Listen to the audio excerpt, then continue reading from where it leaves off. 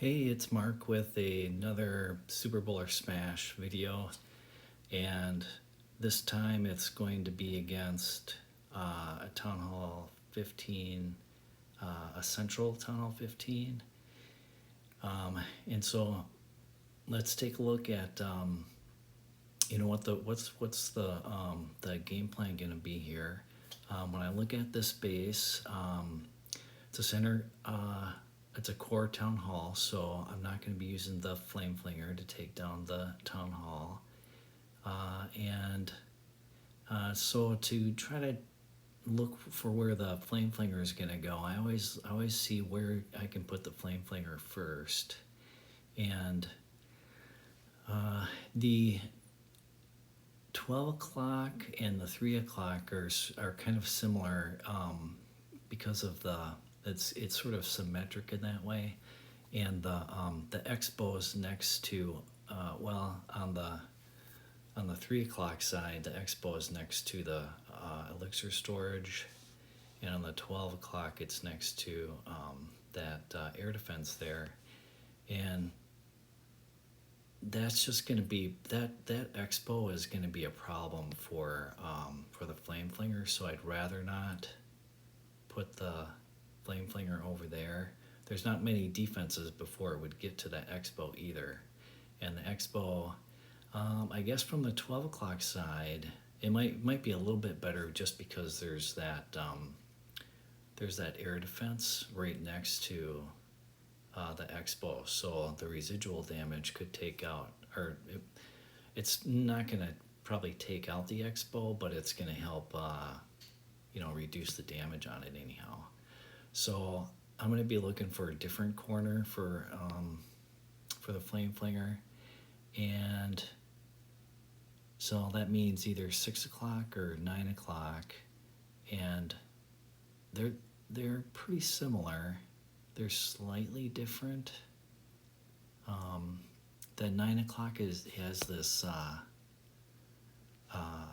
the mortar kind of more to the outside, where on this side that mortar is kind of more in the center.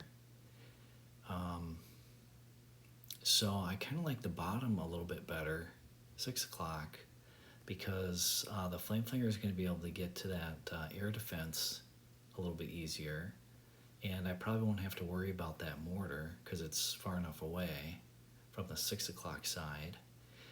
And the queen, the heroes, that's far enough away too. I think I'm going to be be able to push from the 430 side. So here again, I'm kind of looking at the southeast edge again, like I typically do. And okay, so the Flame Flinger, if I could do it at the 6, and then the Warden at 3. The Warden is going to have to contend with that expo there, which is, it is kind of a problem for the Warden too, but I just have to kind of keep an eye that he doesn't have another point defense. I'll have to keep an eye on the Warden, and I might have to be freezing that expo if the Warden is taking too much damage. And it's a common way, at least in my attacks, for me, I'll lose the Warden ability because an expo and some other point defense locks onto it, and I just don't I don't freeze the expo in time to be able to save the Warden. So I do have to watch for that on this one. And if we look for then the center area coming from the entry point coming from the 430 and going across to like a 1030, so it's sort of this this path from the 430 to 1030, and I would be able to break in with Super Wallbreak, kind of where that wizard tower is, and then jump on between the wizard tower, kind of like a jump where that elixir storage is, Now one way you can kind of quickly tell if a jump is going to be able to work or not, if the jump is a big enough diameter. I think the radius on jump is 3, and so the diameter, the full span for that jump spell is 6, and so you can kind of easily tell if the compartment, if it's got, you know, a lot of the buildings are 3 by 3. So if it's got 2 3 by 3 buildings next to each other, here it's like the elixir storage, and then 2 spaces, and then the scatter shot. So there's you can kind of quickly tell that there's 5 spaces there, and a jump is going to work. It would also work if there was 3 spaces there. So if there were 2 buildings together, you know, a wall on either side, and like an elixir storage, and say the mortar was between the elixir storage and that scatter shot, a jump would be able to get across that too. It's just so long as the jump. I mean, the jump has got to be placed perfectly though.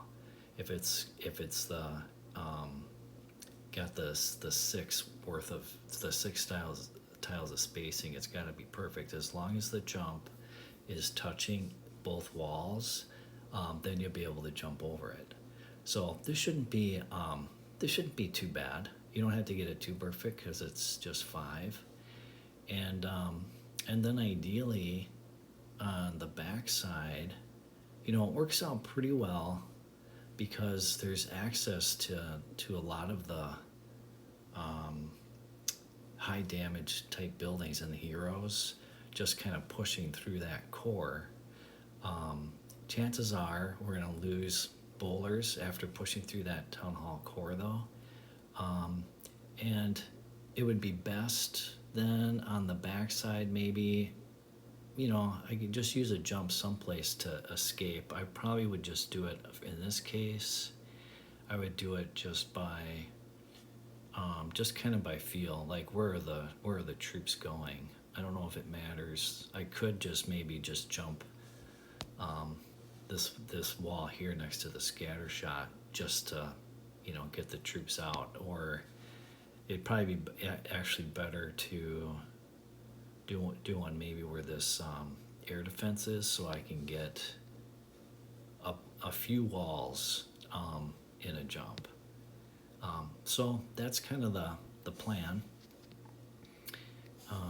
Let's see how things pan out here. Yeah, so from the bottom I put the Yeti down first before the Flame Flinger, and then at 3 o'clock the Warden with the healers, and those will work away. And I put the other Yeti down. I figured get the Yeti working on cleaning up some of the buildings there, and work on the pathing. Work on the funnel.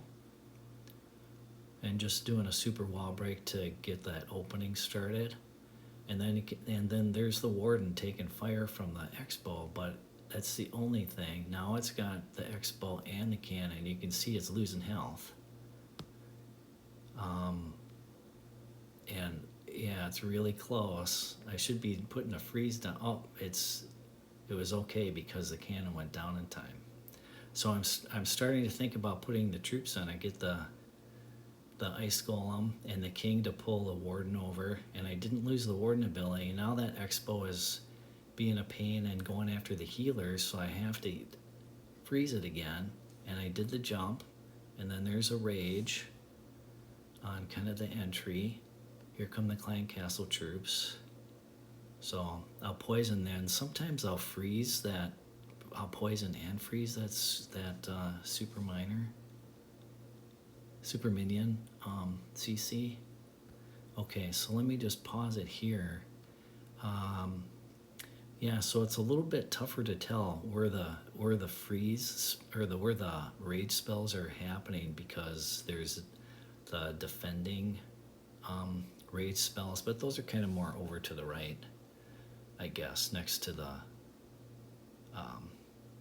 eagle. So the rages in the core are my rages, and I just I froze it here because or I paused it here because this is where the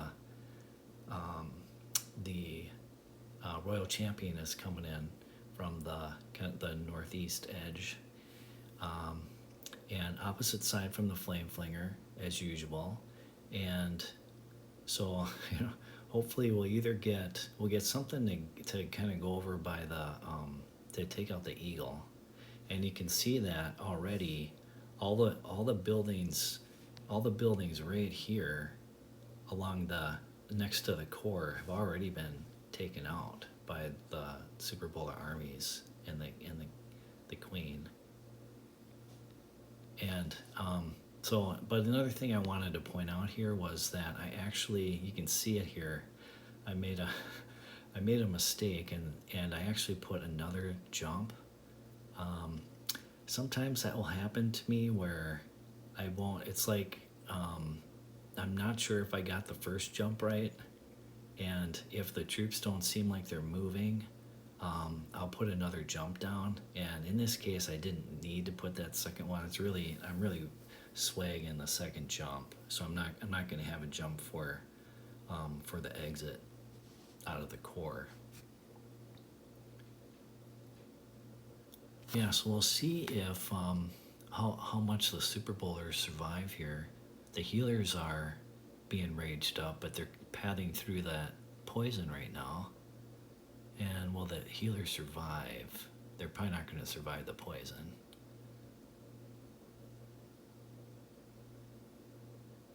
Oh, I think they did survive. Okay, and I put a couple of wizards for cleanup. And so yeah, they end up having to, the army, the queen and the Super Bowlers, they ended up having to get through that wall. So it slowed them down a little bit. But there's not much left for defenses. And there's still the ability for the Royal Champion. There goes the ability. Yeah, no defenses left. And so, I guess it still worked out, even though I made that mistake with the jump.